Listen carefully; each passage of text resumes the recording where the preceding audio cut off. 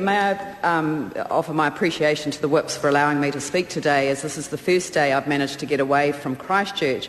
My electorate of Christchurch East has been very badly hit by this earthquake, with some of the most damaged suburbs in the city. I live in Bexley, which is one of those. People have actually asked me over the last few days how I am, and I'm going to say to the House that I'm not very good, actually.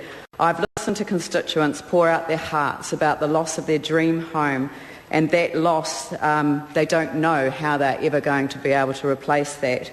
The dream homes facing our waterways, Mr Speaker, Bexley Wetlands, Horseshoe Lake, the River Avon where Dallington is located, and the lagoon at Brooklands. And that is the tremendously hard thing that I've had to cope with over the last few days, is just listening to the tragedy that I've had poured out. And I'm a bit of a sponge for that sort of thing, and I know that's my great weakness in life, but I've really been impressed with how willing people are to help others, even though they're suffering themselves. I've never experienced anything like the earthquake myself. For those of you who know me well, know that I'm terrified of earthquakes, but my terror is located here in Wellington. It isn't in Christchurch.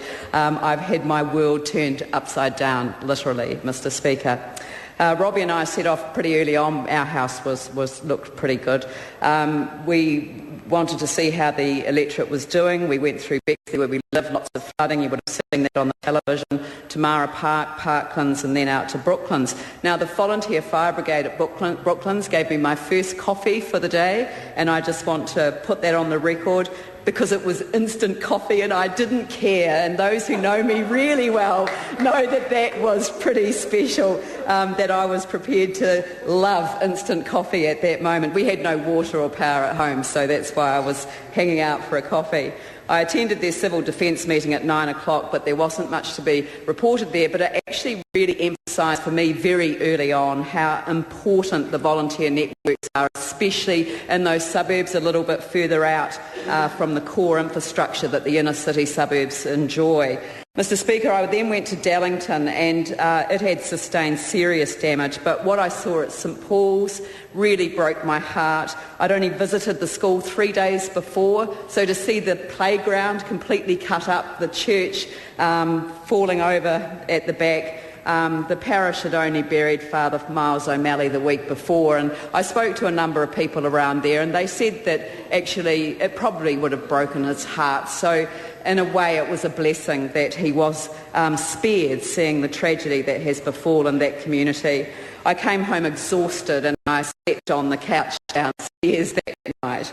Mr Speaker, the following day was the day that Brendan Burns left a message on my answer machine. Him and Phil Goff were on their way out to Kaiapoi with Carmel Sepuloni. They stopped at a petrol station and encountered a very irate taxi driver who lived in my electorate, said nobody had been to see them, and so I went to Kingsford Street.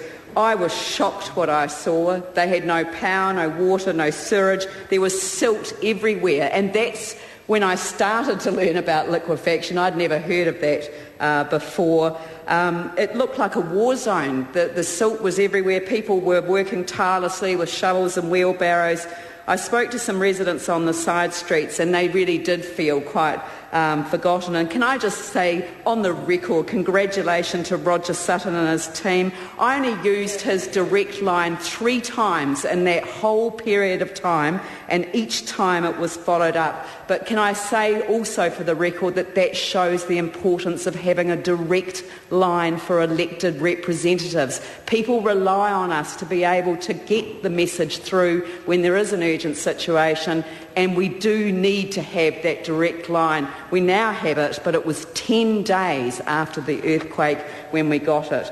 Mr Speaker, that was when some of my constituents let me in to take photos of some of the damage, and I put them up on my Facebook page so people could see them. But it was to show that these homes, they weren't all older homes, they were 4 to 5 years old. They're dream homes that they'd saved up for. It was heartbreaking. The next day, one of my staff members, Kath, and I left the office. to do a quick scan round Bexley and then into South New Brighton. Mr Speaker, I then joined up with Councillor Chrissy Williams because I needed the support, she needed the support, and we worked together.